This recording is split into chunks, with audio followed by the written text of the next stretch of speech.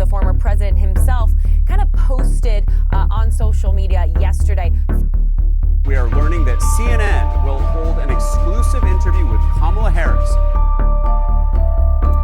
GOP Vice Presidential nominee J.D. Vance speaking out on the reworked 36-page indictment. In Chicago this week, the Democrats will officially anoint Kamala Harris and Tim Walz as their radical left.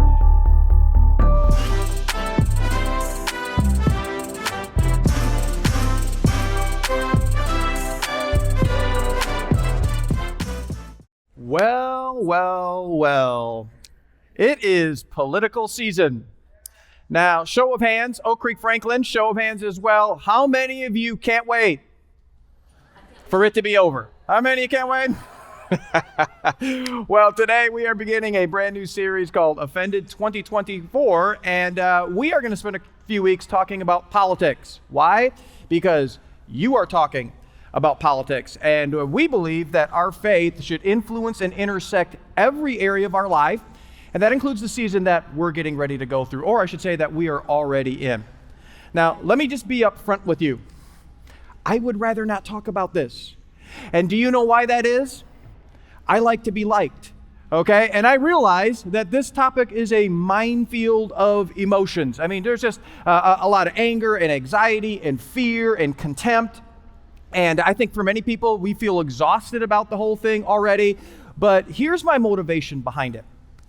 I hope to a large percentage of you to just provide, to be a guide, so to speak. And I say a large percentage of you because you know what, there's a small percentage of you on the fringe that you are already dug in and that you are already closed off. And so I'm not going to reach you, nor am I trying to reach you. But my hope is to the large percentage of you that is kind of going through this season and looking for some practical handles to navigate. That's what I'm going to hopefully do for you over the next couple of weeks. And so my goal is to not tell you who to vote for.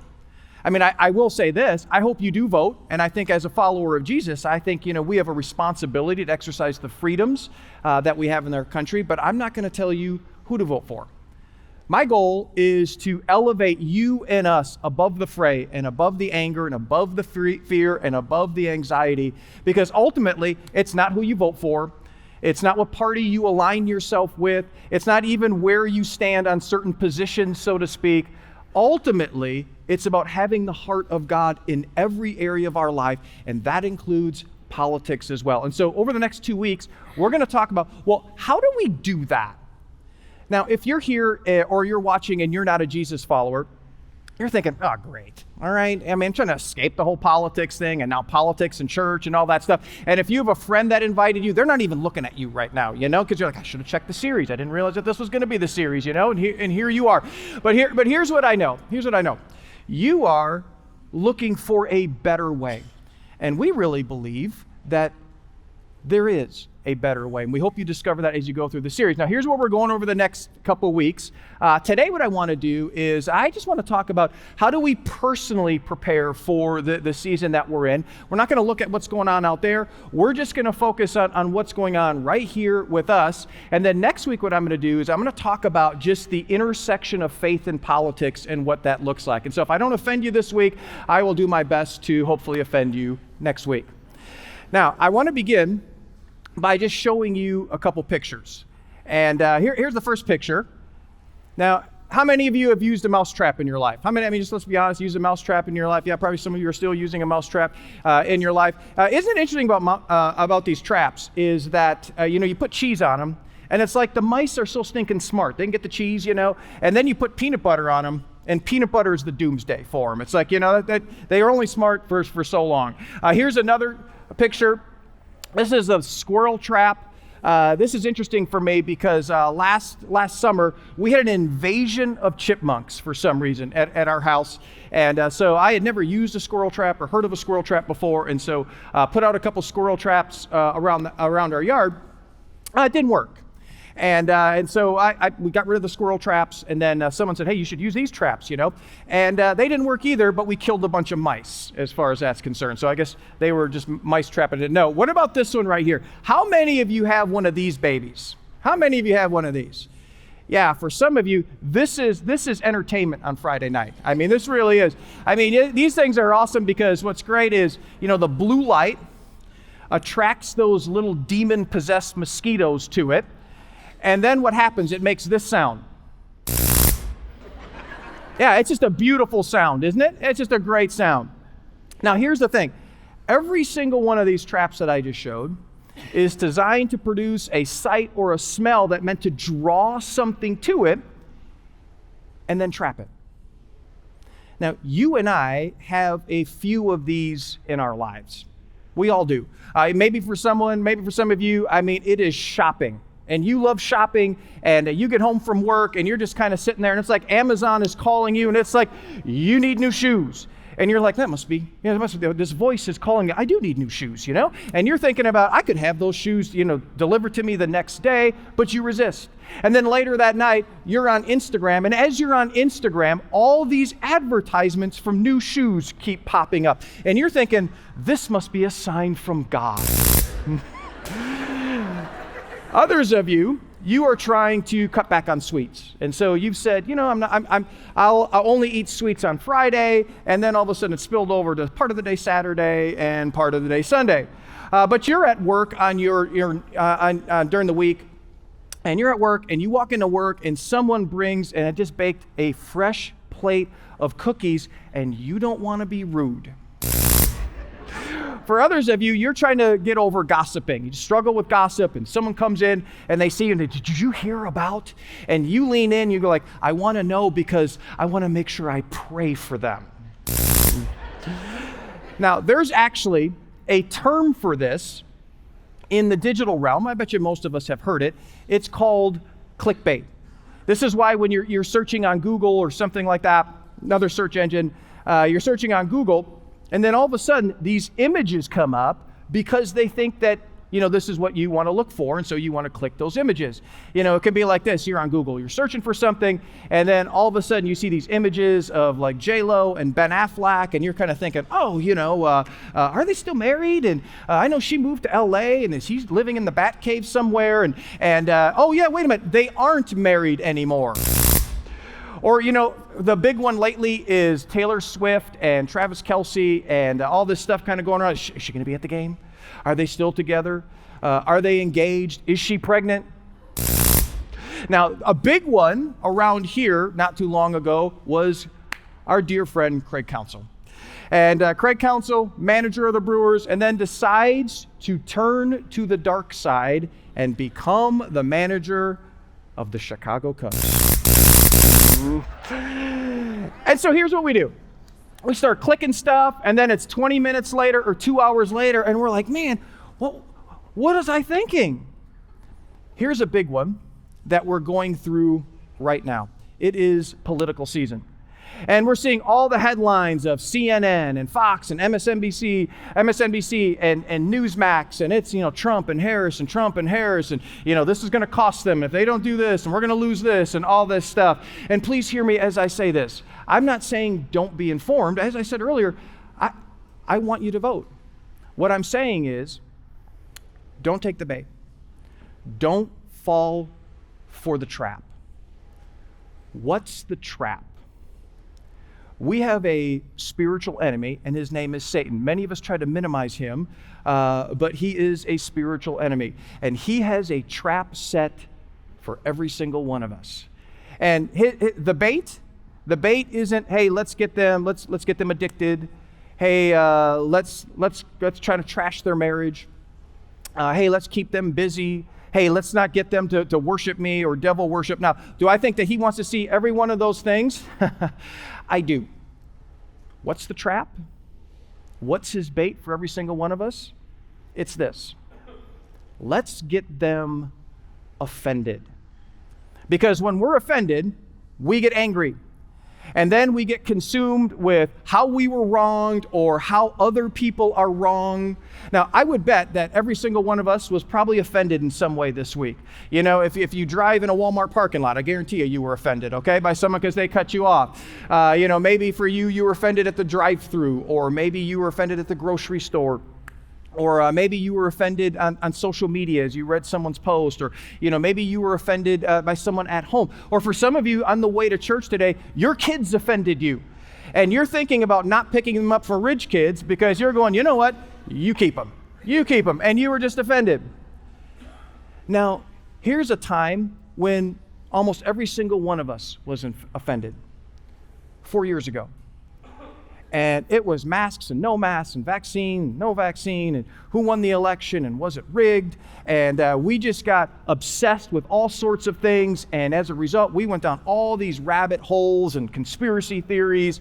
And it was like we were just offended by everything. And can I just say something? And if I'm saying this to Jesus followers. If you're not a Jesus follower, you can kind of tune me out for this whole thing.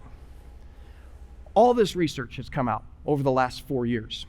And study after study shows that we did great damage to the mission of Jesus. Because we who are supposed to be known for how we love people, we were so mean to each other and we were so mean to other people because we were offended by everything, like everyone else. Now, I know what some of your pushback is. Yeah, but, we got to take a stand. And we got to do this, and we got to do that. Yep. But there is a way to do it where we don't fall for the enemy's trap of being offended. Now, why do I use that word, offended? Well, the reason I use that word is because Jesus used that word. In fact, here's what he said one time to his disciples. He said this. He says, things that cause people to stumble are bound to come. And that word stumble, that can actually be translated offended. And so what he's saying is, hey, you're going to be offended. You're going to be. There's going to be people who say things or do things and it hurts you and bothers you and annoys you, makes you angry. That is bound to happen. Now, what's interesting is that word stumble or offended, as we just talked about, the New Testament was written in Greek originally, and that's a Greek word for scandalon. And it's where we get our word scandal. And so here's what Jesus is saying, and that word means this: the bait or trigger of a trap. In other words, Jesus is saying the enemy has set a trap for you. And here's how you know what that trap is, or if you experience it. It's like someone says something or does something, and then you just kind of hear this voice, and it's like, can you believe they said that? That is so offensive. Those people are so evil. Once again, you should be angry. You didn't deserve that. And then the moment we take the bait, we are like that bug that is heading to the bug zapper. And it's done. Now, the reason this is such a destructive thing, being offended is such a destructive thing, is because it leads us down a very destructive cycle. And here's what the cycle looks like. It starts with anger, and then because we don't deal with our anger well or resolve it, it leads to bitterness, and then unresolved bitterness leads to revenge. In fact, if you just kind of keep this cycle in mind, and then you look at kind of the political season that we're in, and you see it through this filter, a lot of things will begin to make sense for you. So here's how this might look in our life. And so someone says something to you, or you read something on social media, and you're like, oh, those people are so wrong. Oh, they're so wrong. They're so wrong. And, you just kind of move on. You're angry about it, but you just kind of move on. Well, you don't deal with that anger. And then over time, that anger, because you see more of it, and more of it, and more of it, more of it, and then eventually it turns to bitterness. And then that bitterness becomes the filter for how we see all the people that we don't agree with. And we kind of lump them all into groups then. And we're like, oh, all Democrats are communists. All Republicans, they are racist. And then it leads us to our final step, which is revenge. Because here's what ends up happening. You stay with that bitterness stage too long, then we begin to see people as the enemy. And because of what they're doing, we need to take them out in some way. And so what ends up happening is we go from people that, are bad people to evil people that in our heart we hate. You see, we hate part of the world. God so loved the world. I really think that this trap of offense is one of the sneakiest things that the enemy uses in our life, and he uses it in every single one of our lives. And so here's our big idea for the next 2 days. and our next 2 weeks. Hopefully it goes longer than 2 days, all right? The next 2 weeks, and once again, even longer, I hope we carry this big idea into this next season. And here's our big idea. Avoiding an offense is impossible, but living offended is a choice. So avoiding an offense is possible because Jesus said it would. We're bound to be offended. If you think, how can I go through life and not be offended? Good luck. It is not going to happen. But here's the second part. But living offended is a choice. And what we're going to see, it really comes down to one of two choices. One is let it go, which we're going to talk about in a little bit. And the other one, though, is we hold on to it, and then we just perpetuate that destructive cycle that I talked about. And so here's what I want to do. I want to, because I want this to really stick for us as we move through this next season. So we're going to read this together out loud on the count of three. Okay, you ready to do this? You ready to do this? Okay. Oak Creek Franken, you ready to do this? Okay, here we go. 1, 2, 3. Avoiding an offense is impossible, but living offended is a choice. You know, for some of you, even as I say that, we talk about offended, there is a name or names that pop into your head. For others of you, if you're honest, there is a group of people who don't vote like you do that pop into your head. So here's what I'm going to do with the time I have left. I want to give you two things that will help us make the decision to not live an offended life, okay? And this is more than just politics, and we can take this into any area of our life, but I want to give you two of them. Okay, here's the first one. Don't hold on to an offense. Don't hold on to an offense. Now, think about some of the things that people say to us that offend us. You know, someone implies that you're in your mid-40s when you're only 35. Ladies, you have this one before. Someone says, "Oh, when are you expecting?" And you're not pregnant. Or, you know, you're single and someone goes, "Man, why aren't you married?" as if something is wrong with you. Or here's one. Some of you are offended because I constantly bag on Pugs and the Packers.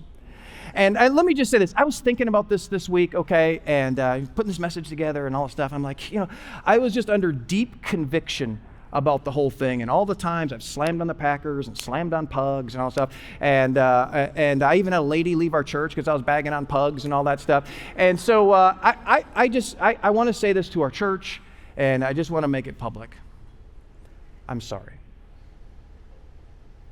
I'm not really. I'm going to keep it worse, okay? I'm going to keep bagging on it even worse. You can leave our church all you want. That wasn't planned, by the way. I'm just going to tell you that right now, and someone will be fired for that. Okay.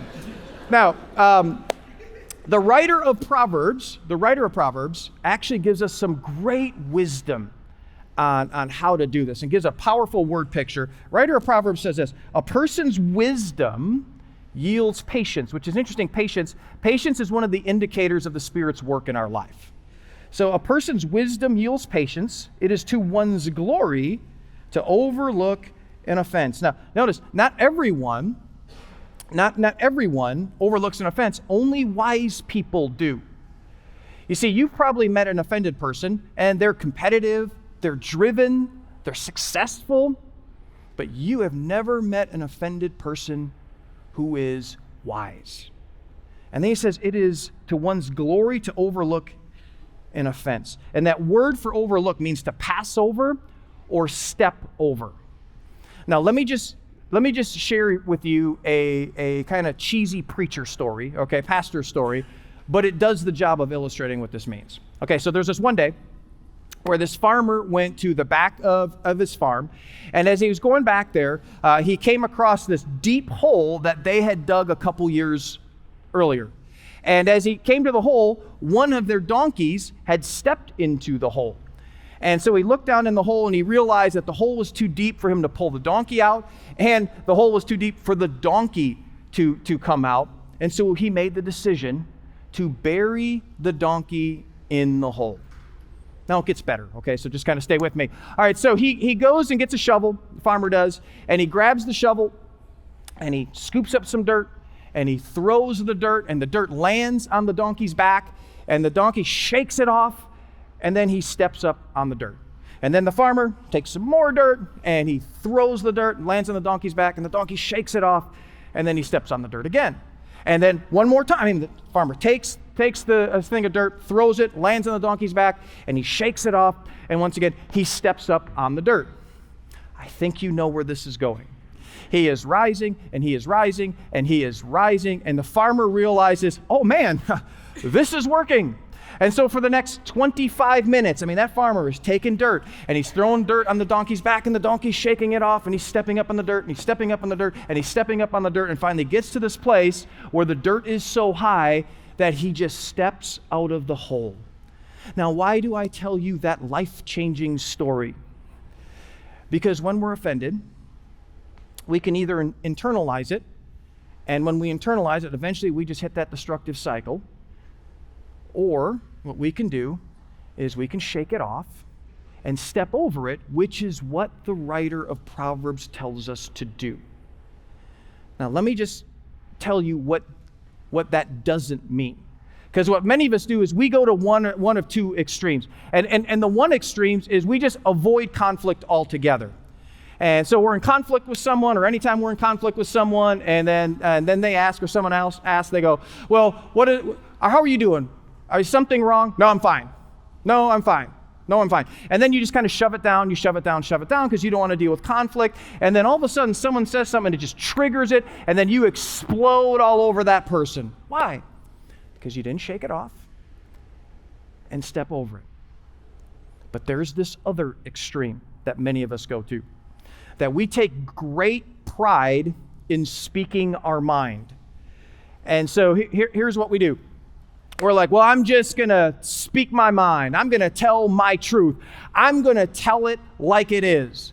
And it's like every conversation you have, you just feel the need to just give your opinion and give your point and all that stuff. And if you're on social media, you're posting your stuff all over the place. And you just have this constant need to make a point, as if everybody is waiting with great anticipation to hear what you have to say about these topics that are so important to our world. Listen, if that's you will make a point. But you will, because you didn't step over it, you will not make a difference, because you will have divided your influence. So what do? We got to find a place in the middle somewhere, and that's the tough thing, but we got to wrestle through that. Find a place in the middle so we don't hold on to it. Here's the second thing that we need to do, is don't be guilty of purposely causing offense. If we're honest, some of us, we love riling people up. We just do. And you know what? We love engaging in the riling. It's like, once again, I'm just kind of telling it like it is, and I'm just kind of speaking my mind and all that stuff. Yeah, but do you have to do it about every single thing? And do you have to do it about things that intentionally stir things up? This past last weekend, I had the cool opportunity to go to a college football game. It was the University of Miami versus the University of Florida down in Gainesville, down in where University of Florida plays in the swamp. Now, that's a big deal for me because I am there's a picture of it right there. All right, picture of it right there with a good buddy of mine. Now, I'm a University of Miami graduate. Okay, it's been 15 years since I've been at a game, and so excited about it. As you can see, I was dressed in just kind of, you wouldn't notice what kind of fan I was, because, I didn't think my team was going to win. All right, and I didn't want fans saying things to me or anything like that. But I'm there, and I'm so excited because if you're a Miami grad, you hate the Gators. Mark, don't use the word hate. No. We hate the Gators, okay? Those are evil people. And so, we're there, and all of a sudden, and the Gators are doing this stupid, cheers that they do and all that stuff. Okay, so anyways, I'm listening to this for 2 quarters, and then we are blowing these cats out, okay? We are blowing these cats out. And I'm like, I've seen less of this and, all that stuff and all these annoying Gator fans. And then the game gets done, and Miami wins 41-17 in Gainesville. Now, here's the thing.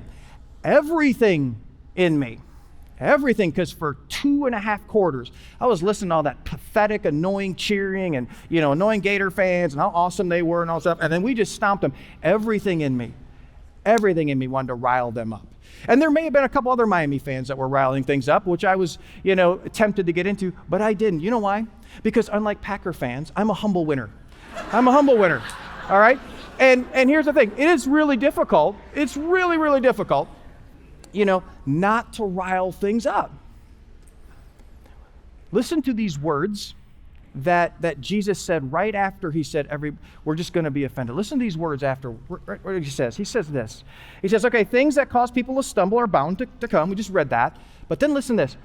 But woe to anyone. And that word woe was a word that a prophet would use to denounce someone on behalf of God, just for their behavior and for their actions and all that stuff. But then he says this, but woe to anyone through whom they come. In other words, Jesus says, don't you dare be that person.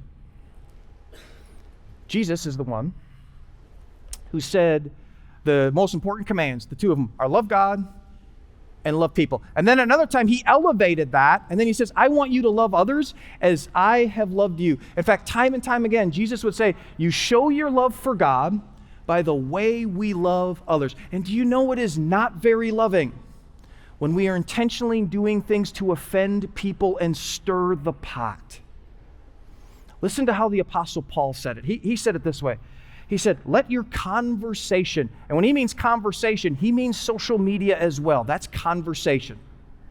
Let your conversation be always full of grace, seasoned with salt, so that you may know how to answer everyone. Now, I know for some of you, you love salt, okay? You do, you love salt. It's kind of like you carry a salt shaker in your pocket, just in case, even on donuts, you're dumping salt. Okay, you're just dumping salt on everything. Now, here's the thing that we know about salt. We know that too much or not enough can ruin food. You need just the right amount. And so Paul gives this really cool image. He says, our words are like salt. And when we use them that way, everything and everyone is better for it. Now, I want to challenge us a bit. Okay, and I just, once again, I've been here since the beginning, and so I hope that I have the trust and the track record that you know the heart where this is coming from. But I want to push us a bit. I want to talk about social media. And can we just be kind to each other? And can we just assume that our social media posts aren't swaying the opinion of hundreds of people? And can we just have the wisdom to understand that shaming doesn't work? I was talking to someone who's a shamer, okay? And I was talking to them, and I said, so can you just tell me why you do this? And they're like, well, I changed my opinion because of shaming. And I said, okay. I said, so it's worked once, but 99 times out of 100 it fails. In other words, you offend 99 people and turn them away, but you are using that strategy because it worked once? And they were like, yeah. So, here's what I'm thinking as I'm hearing about this. Listen, it doesn't work. And not only does it doesn't work, it goes against everything Jesus stands for, because he came to take away our shame. And what we are doing is we are putting shame on people. And can we just assume that once again, that our opinions and our posts, they aren't changing the world. So because of that, can we do the one thing our world needs if it's going to change? And that is love people. And so let me just get real practical for us as we move into the season. And for some of you, this is going to sound so extreme, but once again, I think if you follow Jesus, we need to pay attention to this because there's a lot at stake here. And so let me just give you a couple practical steps that you can take. For some of you, for social media, so you don't fall into the enemy's trap. Maybe you set some boundaries as you go through this season, and you go, you know what, as we go through this season, I'm not going to post anything political. And you know what that might include as well? It includes likes, dislikes, comments, or just sharing other people's posts. You know, for some of us, we listen to talk radio and podcasts and news sources specifically, and we just immerse ourselves in that and immerse ourselves in that. You know, maybe for you during the season, you just back off of that stuff. I did that actually this past summer. And here's the thing. I didn't feel like I wasn't informed. In fact, when I picked it back up again, I'm like, the world hasn't moved in 2 months. They're still barking about the same things that they were before. And here's the other thing. I felt less anxious, less angry, and my mind was in a completely different space, and I felt closer to God because of it. And final thing, with our conversations, would you set up some boundaries when it comes to your conversations? That you would limit your political talk and opinions to a small group of people who trust you, and you can have and say whatever you want to them, and keep away from the conversation just because you have a group of people and they're talking about stuff and you want to jump in and state your mind. Just stay away from that stuff because it only leads to offending people. And here's one more step on that. No political conversations in our churches. I heard a story this past week where a family who was searching for God came to one of our locations. And they heard some people in the lobby talking about politics, and it turned them away, and they didn't come back. And I heard that story, and that grieved me. And you know what? That should grieve us. You know why? Because that grieves the very heart of God. Listen, we are a part of a kingdom that is bigger than that and is more diverse than that. And we celebrate that because Jesus celebrates that. And it's a kingdom that our country needs more than anything else. So let's be people that lead and live that way. Another verse from the book of Proverbs. Writer of Proverbs write this: gracious words are a honeycomb, sweet to the soul, and healing to the bones. Which healing? Which is what we all want for our country anyways. Leadership guru John Maxwell, he says it this way: who you vote for is not as important as how you behave. So let's do it in a loving way. Now, once again, I can hear the pushback, but we got to save our country. I mean, that's what both parties are saying, right? We got to do what's right. We got to take a stand. We got to do this. Let me read to you another quote that a friend of mine shared with me this past week, and I love it. It just really resonated with me. It's from George Barnard Shaw. It says this: don't wrestle with pigs. You both get dirty, and the pigs like it. Listen, why would you want to take the risk and throw things out there that are going to intentionally offend people and stir the pot? Jesus said, don't you dare be that person. There's this incredible story in the Gospel of Mark where we learn of something that Jesus couldn't do. He's in his hometown of Nazareth, and here's what Mark says about what Jesus couldn't do. He says, and because of their unbelief, he couldn't do any miracles among them except to place his hands on a few sick people and heal them. And he was amazed. Listen, Jesus was amazed at their unbelief. Now, that word unbelief can actually be translated offended. In other words, people looked at Jesus and they're like, oh, that's the carpenter's dude. That's the carpenter's son. Oh, I went to junior high with him. Or I know his family. Not a big deal. And here's the thing, many of them, they were offended at all the people talking about, because they heard about the miracles and all this stuff. They were offended that people were saying, maybe he's the Messiah. And as a result, Jesus couldn't do many of the miracles that he wanted to do in their life. And I think that is very, very practical for us, because when we take the bait, when we go there, God is unable. Or better yet, let me say this: God is unwilling to do many of the miracles that he wants to do in our life. And so we have to be willing, when offended, let it go. Well, I'm right, they are wrong. Let it go. They hurt me. Okay. Let it go. I can't believe those people are voting that way and they believe this and they're posting this. And how could they? They are such evil and bad people and they're trying to hurt our country and take it away. Let it go. Let it go. Because in holding on to it, you are actually holding on, according to Jesus, the very bait of Satan. So let me ask you, what offense or offenses might you just be holding on to right now? Whose name or names come to mind?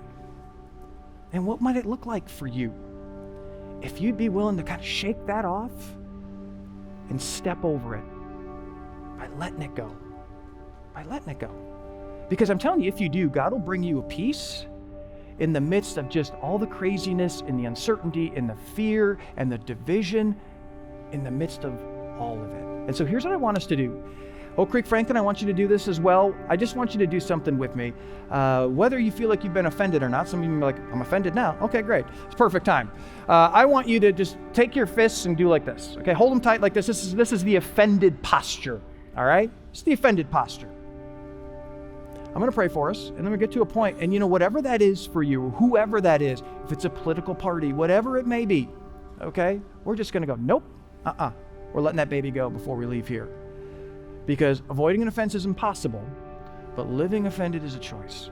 And we're going to choose not to do that as we go through this next season. So with fists closed, Father, it is really, really hard in our world today. There's so much coming at us, and messages and information and all that stuff that's just pumping fear and anxiety and anger.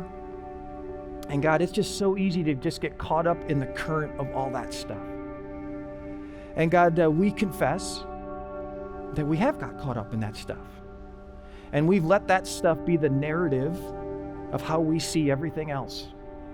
And as a result, God, we've kind of lost sight of your calling. And your calling is to elevate us above all that stuff so that we can truly influence and be an influence over the changes that our country desperately needs. So God, I just pray that the names or the people group that come to mind right now, God, we declare right now as a community, we're letting that stuff go. And I just want you to just release your hands out. Just release your hands out. No, letting it go. Letting it go. Father, may this be our posture as we go over this next season. May this be our posture when we leave here and we see things and we hear things and all this stuff. And God, whoever wins or loses, may this be our posture, because ultimately we are a part of something bigger.